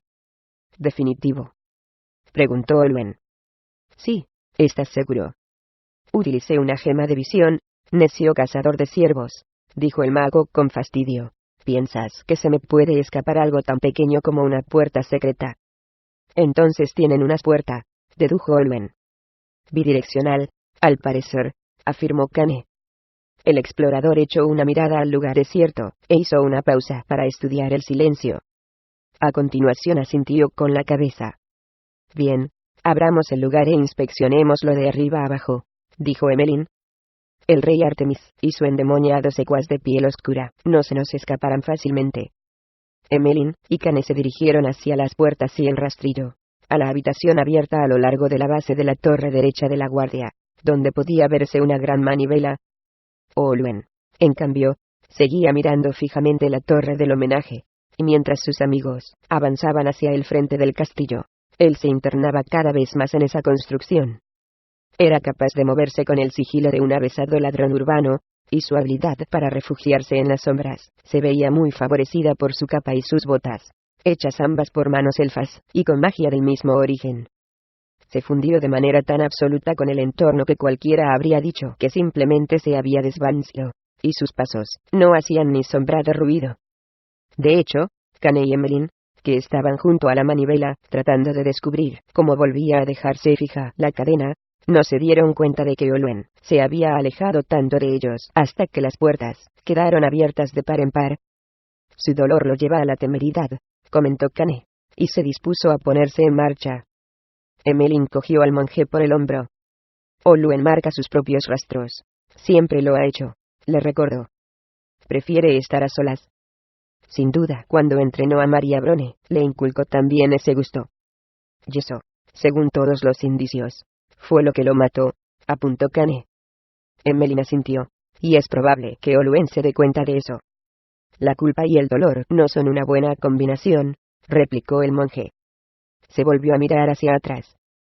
Sujeta la cadena y haz que entren nuestros amigos.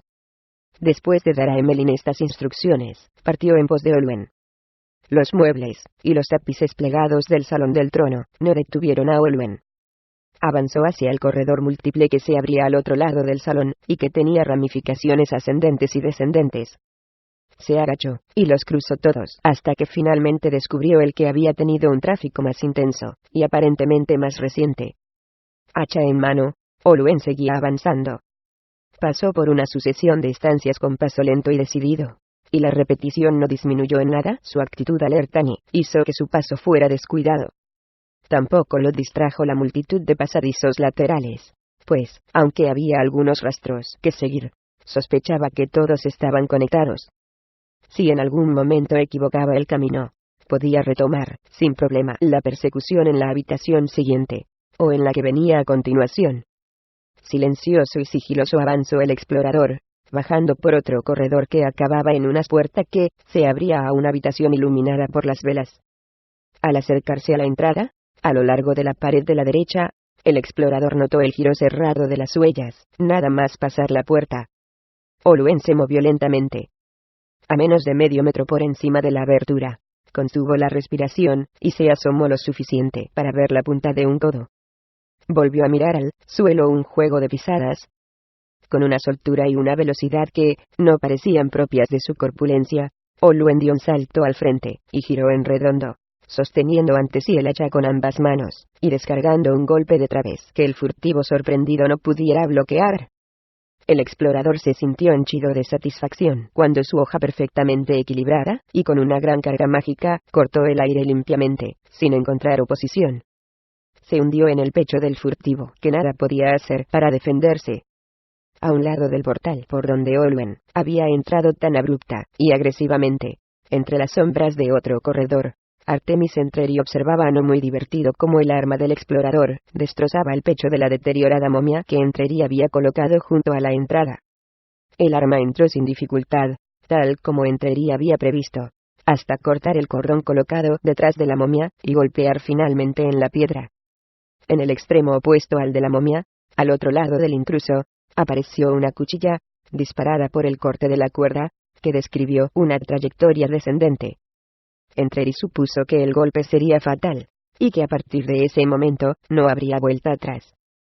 Sin embargo, el corpulento intruso lo sorprendió, pues en cuanto se oyó el golpe contra la piedra, casi tan pronto como cortó la cuerda, el hombre reaccionó rápidamente, y con una voltereta lateral, consiguió esquivar el paso de la cuchilla, recuperando la vertical, con tal equilibrio y agilidad que ya estaba con los pies en el suelo, y agazapado antes de que Entreri hubiera salido del todo por el corredor lateral. Y aunque Entreri se movía en el más absoluto silencio, dio la impresión de que el hombre lo había oído, o lo había presentido, porque dio la vuelta en redondo de un salto, lanzando un golpe de través con el hacha, y lo único que pudo hacer Entreri fue apartar la garra de Charon para evitar que se la arrancara de la mano. Olwen refrenó el impulso del golpe, corrigió el ángulo del hacha, haciendo gala de una fuerza y una coordinación extraordinarias, y a continuación, se lanzó hacia adelante, tratando de alcanzar con la hoja la garganta del asesino. Entreri plegó las piernas, y se dejó caer hacia atrás ante la arremetida de Olwen. Finalmente se protegió apuntando con la espada al explorador, y obligándolo a detenerse. Pero para entonces, ya había superado el punto de equilibrio, y no tenía esperanza de mantener su posición. Se limitó a hacer una torsión dejándose caer, y plantando la mano de la daga en el suelo. El rugido de Olwen anunció otra carga, pero Entreri ya estaba en movimiento. Utilizando la mano como punto de apoyo, se lanzó hacia la derecha sobre ella, retorciéndose y plegando el hombro para convertir una voltereta lateral en un salto mortal. Ya estaba de pie antes de que Olwen terminara su movimiento, rematando de una forma muy similar a lo que había hecho el explorador cuando esquivó la trampa de la cuchilla, con la garra de Charon, silbando en el aire por delante de sí mientras giraba como una peonza. «Vaya, eres un asesino muy listo, ¿verdad?», dijo Olwen. «¿No es esa la diferencia entre el que mata y el que muere? Entonces María Brone no era tan listo».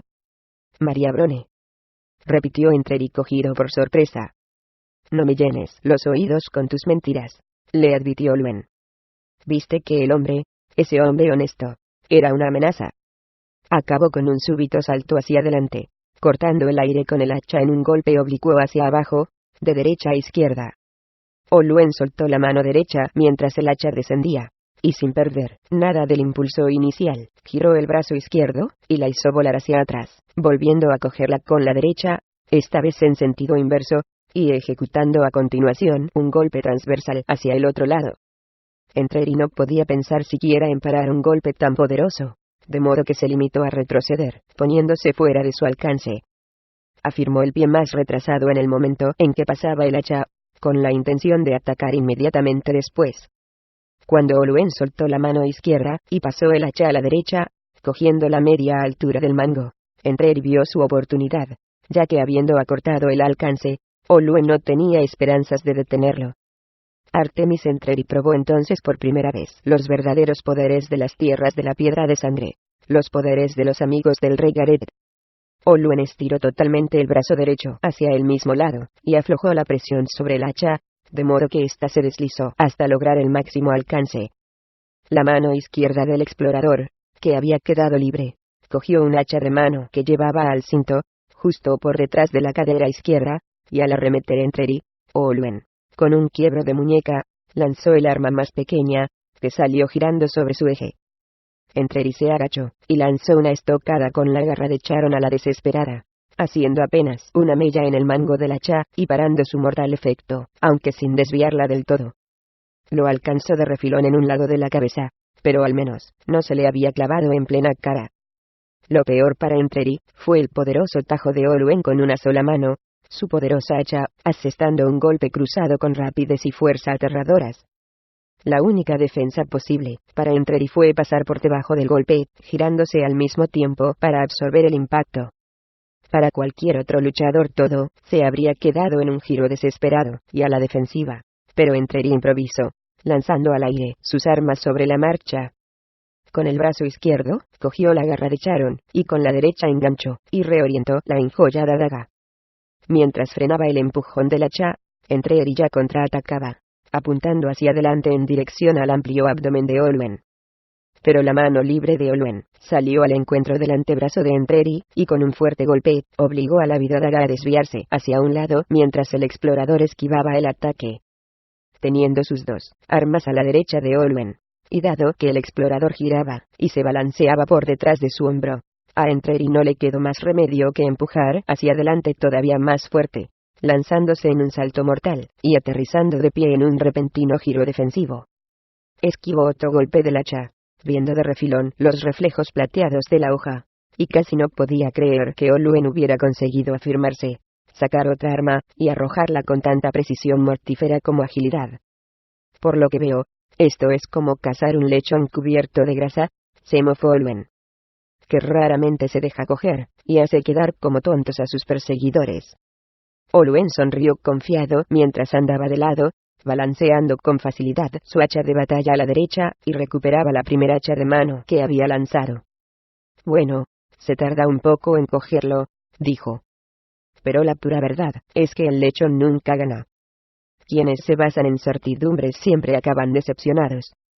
Olwen rió de buena gana, e hizo a Entreri una señal alentadora con la mano.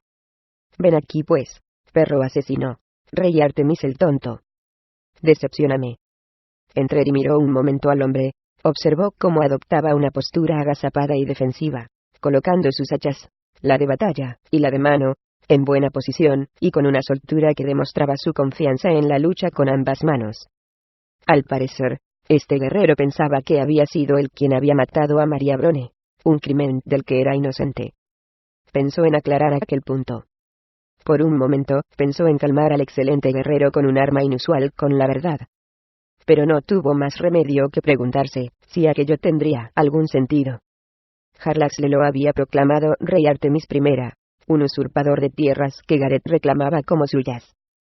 Era indudable que ese crimen merecía el mismo castigo que este guerrero estaba tratando de ejecutar. ¿Qué sentido tenía entonces? Entreri echó una mirada a su propia arma, la hoja carmesí de la garra de Charon, las relucientes joyas de una daga que le había permitido salir vencedor en 1000 batallas en las calles de Kalimport y en otras partes. Vamos pues, lo desafiaba su adversario. Esperaba más de un rey. Con un resignado encogimiento de hombros, reconociendo una vez más que todo era un juego estúpido y descabellado, admitiendo y aceptando que, aunque esta vez lo hubieran juzgado mal, había habido unas cuantas ocasiones en las que el veredicto de Olwen habría sido muy acertado, Artemis Entreri avanzó. El sonido del combate llegaba repetido por el eco a través de los túneles hasta el vestíbulo, donde se encontraba el gran maestre Kane perplejo ante la asombrosa disposición de las bocas de los pasadizos. Debido al diseño del lugar, donde todos los túneles eran igualmente curvos, el monje no tenía manera de saber con precisión cuál de ellos lo conduciría hasta el lugar del combate. Además, los ruidos salían de todos los túneles por igual, como si estuvieran conectados por canales transversales. Deberías haber dejado una señal, Olwen, dijo entre dientes, y negando con la cabeza. Calne trató de calibrar la curvatura y la distancia de los sonidos de batalla. Se dirigió al segundo túnel, empezando por la derecha. Hizo una pausa durante un momento hasta que se dio cuenta de que su vacilación no le permitiría aclarar las ideas o tomar la decisión correcta. Entonces buscó en una bolsa, sacó un candil y lo colocó en el suelo, marcando la boca del túnel. Silencioso, y con todo sigilo, corrió túnel abajo. Entreri lanzó una estocada, y Olwen bajó rápidamente el hacha de mano para desviarla. El asesino retrajo la espada, hizo una finta con la daga, y volvió a arremeter, con el arma más larga. En esta ocasión, Olwen se vio obligado a hacer una torsión lateral, y acabó cubriéndose con el hacha más grande desde la derecha. Una vez más, Entreri recogió velas y cambió de postura con la intención de adelantar el pie izquierdo, y atacar con la daga que ahora empuñaba en la mano del mismo lado. El explorador interrumpió su torsión, y trató de realinearse a la derecha, pero Entreri atacó otra vez con una súbita estocada de la garra de Charon. Pensó que el combate había llegado a su fin, y con un oponente de menos categoría así habría sido. Pero entonces se dio cuenta de que Olwen había previsto este movimiento, y de que el giro del explorador otra vez hacia la derecha había sido ni más ni menos que una de sus fintas. Es decir, una maniobra para alinearse con miras a un lanzamiento. El hacha de mano salió disparada hacia Entreri, describiendo una trayectoria rotativa, y solo su gran agilidad le permitió interceptarla con su enjollada daga mientras se agachaba. Entretanto, Entreri no paraba de mover los pies, maniobrando rápidamente de tal modo que, al tiempo que se agachaba para esquivar el proyectil giratorio, también pudo lanzarse hacia adelante, abriendo camino de nuevo con la garra de Charon. Olwen bloqueó la trayectoria de la espada, pero Entreri entró inmediatamente detrás de esa parada, o eso creyó, atacando con la daga. Según sus previsiones, Olwen tendría que haber parado el golpe con el hacha más grande, de modo que se encontró sumido en gran confusión al ver que la arremetida de su daga se había quedado corta, ya que Olwen, más en guardia de lo que él había creído, consiguió dar un paso atrás. Mientras ambos se resituaban, Entreri notó que el hombre había sacado otra hacha de mano, y había sido con esta, y no con la de mayor tamaño que había parado su golpe bajo. Eso lo había dejado demasiado adelantado y demasiado bajo, y sus armas solo daban en vacío.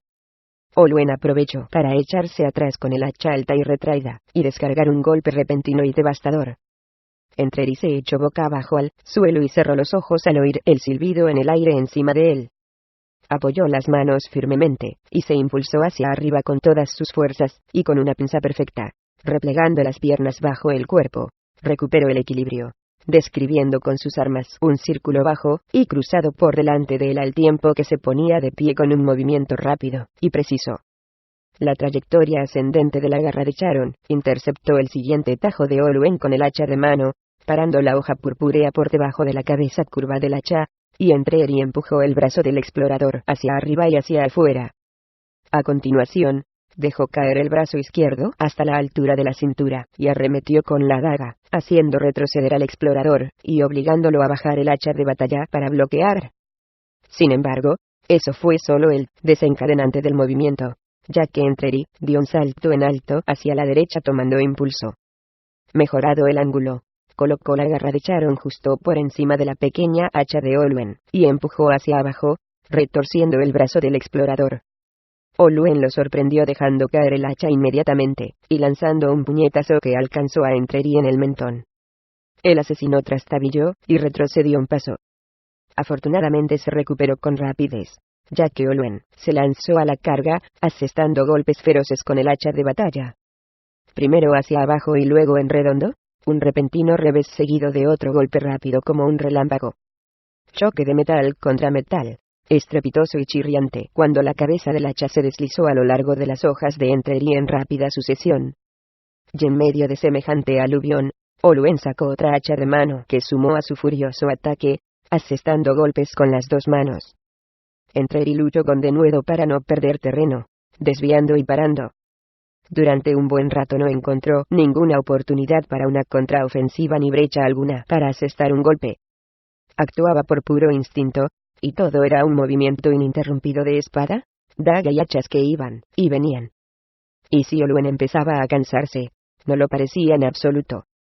Al salir del túnel por el que había entrado, Kane volvió el candil de lado, de modo que quedase paralelo a la boca del pasadizo como señal para Emmeline, o cualquier otro que llegase, de que ya había explorado este túnel, y ya no estaba dentro.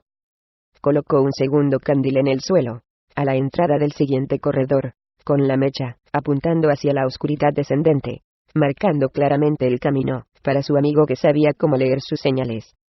Esta vez se puso en marcha más rápidamente, no solo porque ahora entendía la disposición general del túnel, por haber visto el otro, sino también porque tenía la certeza de que éste lo llevaría hasta Olwen, y el lugar del combate.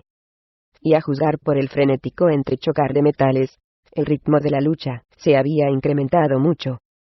En el momento mismo en que su espada de hoja purpúrea golpeó en vacío, supo que no había conseguido parar el ataque, pero sin un instante de vacilación, miedo ni desánimo, Entreri realizó una perfecta maniobra evasiva, girando la cadera hacia la izquierda, en sentido opuesto al golpe del hacha, y encorvándose hacia atrás.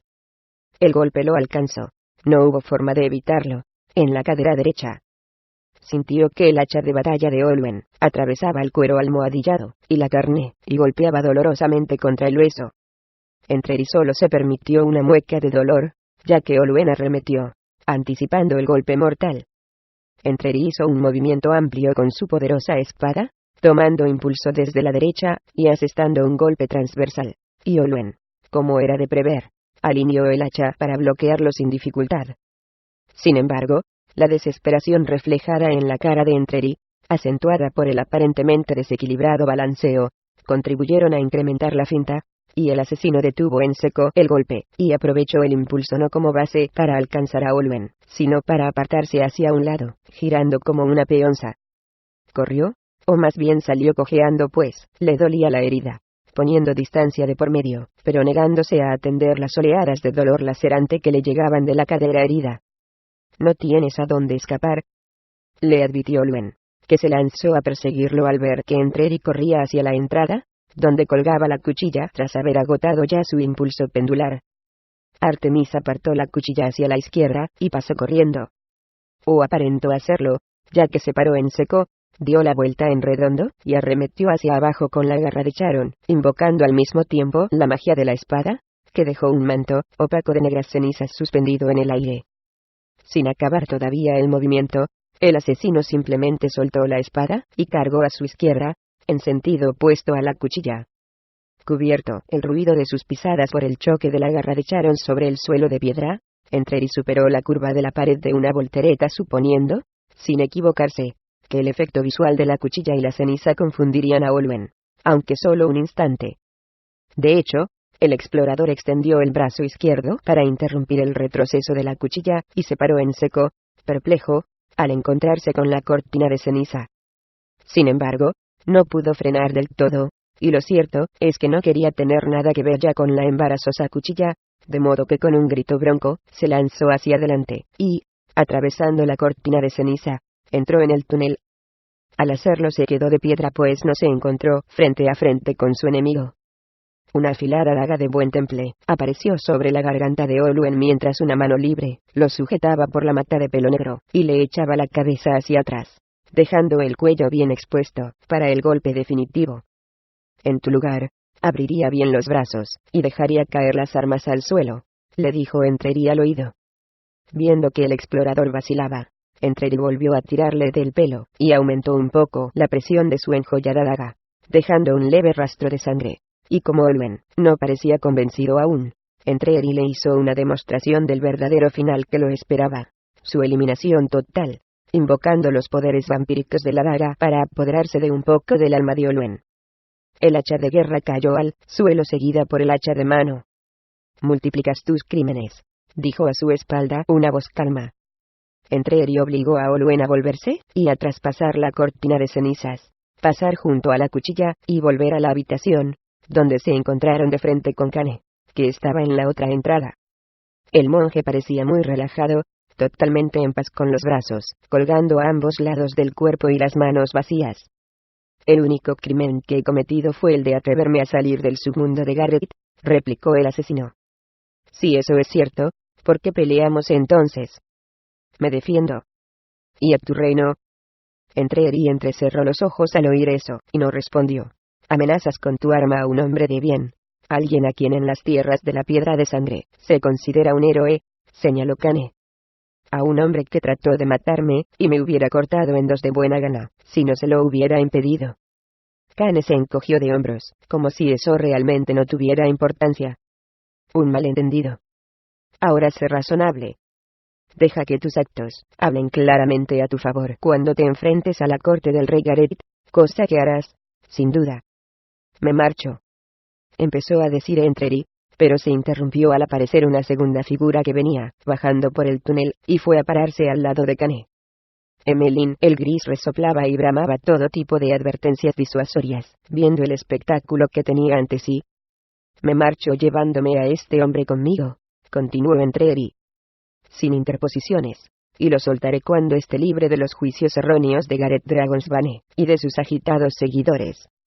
El mago volvió a farfullar, y dio un paso adelante, pero el brazo de Kane se interpuso en su camino. Eso apenas disuadió a Emmeline, que empezó a hacer movimientos ondulantes con los brazos. Te reduciré a cenizas, declaró el mago. Entreri insinuó una torva sonrisa, e instó a la daga a beber, solo un poquito. Detente, dijo Olwen con voz ronca, y los ojos agrandados por el terror. Eso sí consiguió que Emmeline y Kane se pararan.